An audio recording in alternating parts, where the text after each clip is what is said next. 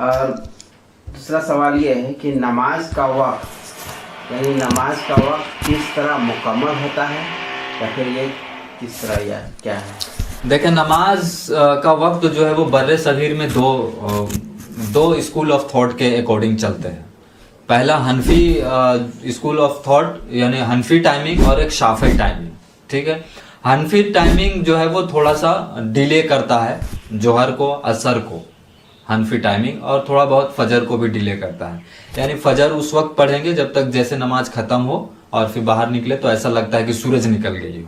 असर उस वक्त में पढ़ते हैं जैसे कि नमाज पढ़ के निकले, अभी खास करके ठंडे के मौसम में, कि अगर अभी हम नमाज पढ़ के निकल रहे हैं और जैसे हम देख रहे हैं आसमान की तरफ तो सूरज लाल लग रहा हो, तो ऐसा दिल में ख्याल आता है कि हमारा नमाज जो है वो हुआ नहीं क्योंकि आसमान तो लाल हो गया है। अल्लाह के नबी ने फरमाया कि वो शख्स मुनाफिकीन है जो असर का नमाज आखिरी वक्त में जाके मुर्गे के जैसे ठोंगे मारता हो। यानी जब वक्त नहीं रहेगा तो आदमी जाहिर सी बात है जल्दी जल्दी नमाज पढ़ेगा। तो अल्लाह के नबी ने इससे मना फरमाया है कि ऐसा वक्त में नमाज नहीं पढ़ो। तो हनफी टाइमिंग ज्यादातर इस तरीके के होते हैं जो कि एकदम क्रिटिकल नजदीक टाइमिंग में नमाज पढ़ा जाता है।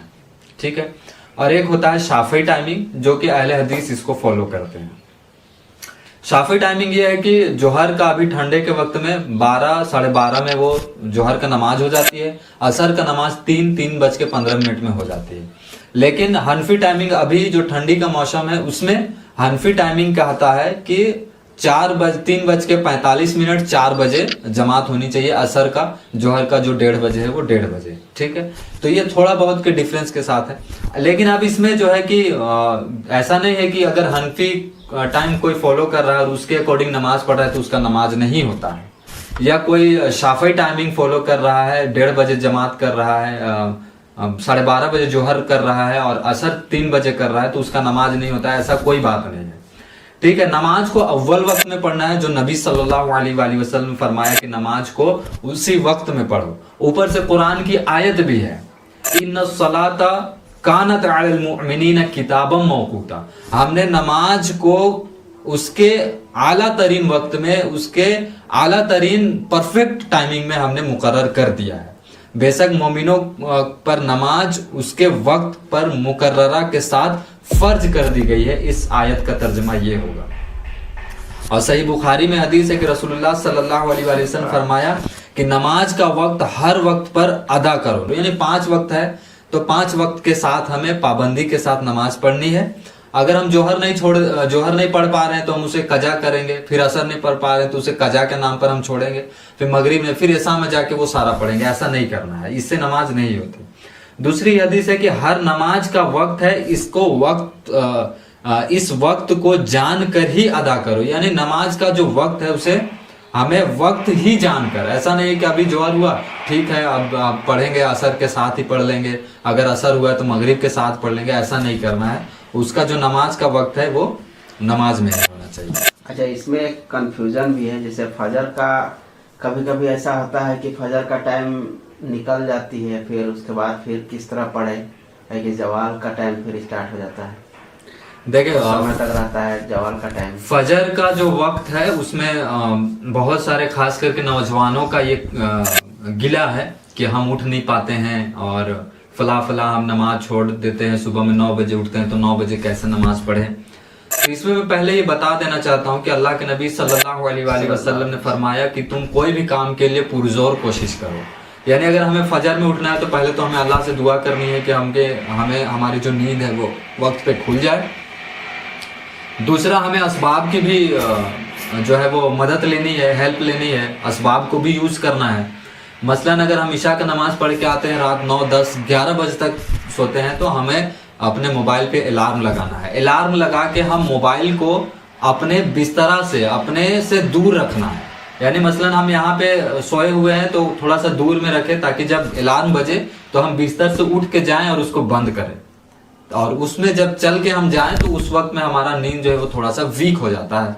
और जब वीक होगा तो फिर नमाज ऑब्वियसली आप जाके वजू करके नमाज पढ़ सकते हैं। लेकिन अगर कोई शख्स अलार्म लगाता है, बिस्तर के पास ही रखता है, अलार्म बजता है, फिर तुरंत से उसको बंद करके फिर सो जाता है, माइंड में उसका चलता है कि हम 5 मिनट में उठ के नमाज पढ़ लेंगे, ऐसा नहीं करना है, दूर में रखना है। अब अगर कोई शख्स जो है ये सारा प्रोसीजर फॉलो करता है अलार्म लगाता है, नियत करता है, सारा चीज अल्लाह से दुआ भी करता है, लेकिन उसका नींद खुलता नहीं है। नींद खुलता है सुबह में 8 बजे 9 बजे, जब सूरज सर पे आती हो, आसमान पे आ जाती हो, सूरज का रोशनी बिल्कुल दिखने लगता हो।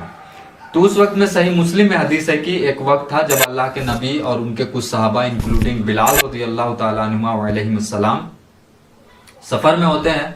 तो रात के ऑलमोस्ट फजर से पहले, फजर का वक्त जो है वो दाखिल होने से पहले अल्लाह के नबी और उसके सहाबी जो है वो मशवरा करते हैं कि पहले आराम किया जाए, ये सफ़र में चलता जाए और फिर जब वक्त दाखिल होगा फजर का तो किसी जगह में रुक के हम नमाज भी पढ़ लेंगे।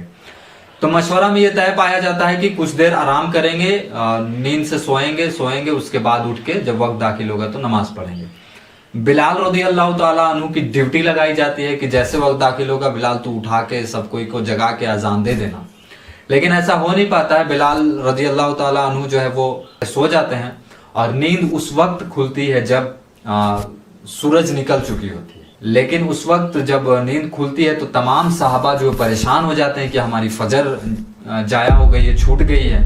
तो अल्लाह के नबी फरमाते हैं कि पहले इस जगह को चेंज करो, ये शैतान की जगह है, इस वजह से हम लोग सारा जो है वो यहाँ पे सोए रह गए, वक्त पे हम लोग जग नहीं सके, उठ नहीं सके।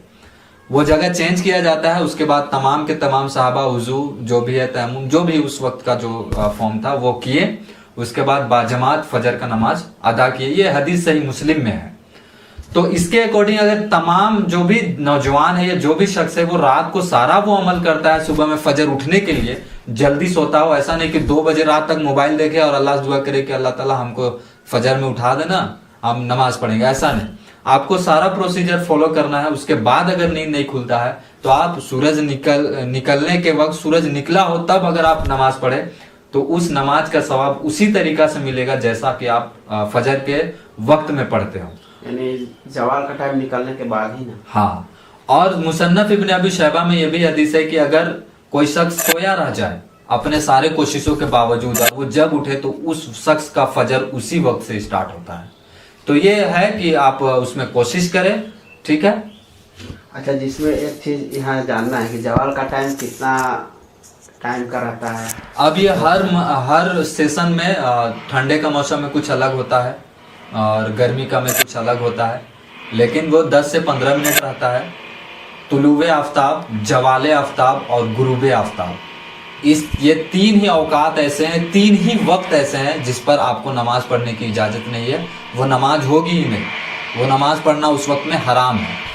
तुलुवे आफ्ताब यानी जब सूरज निकल रहा हो, सूरज जब निकला हो, रेड हो, टिकिया जो आधा दिखता है आधा नहीं दिखता है, आसमान लाल हो, हल्का सा रोशनी है, उस वक्त सुबह के वक्त में 10 से 15 मिनट सूरज जब निकल जाए तो आप नमाज पढ़ सकते हैं। दूसरा जो है वो जवाले आफ्ताब यानी सूरज जब सेंटर्ड में हो, कोई शख्स अगर जमीन पे खड़ा हो तो उसका जो शैडो है, परछाई है, वो जो ना राइट में जाती हो ना लेफ्ट में जाती हो, उसका परछाई नहीं बनती हो, वो 10 से 5 मिनट का वो ब्रेक होता है। वो सूरज जब बिल्कुल सेंटर में हो, सूरज जब बिल्कुल सेंटर में हो तो उस वक्त नमाज नहीं पढ़ सकते।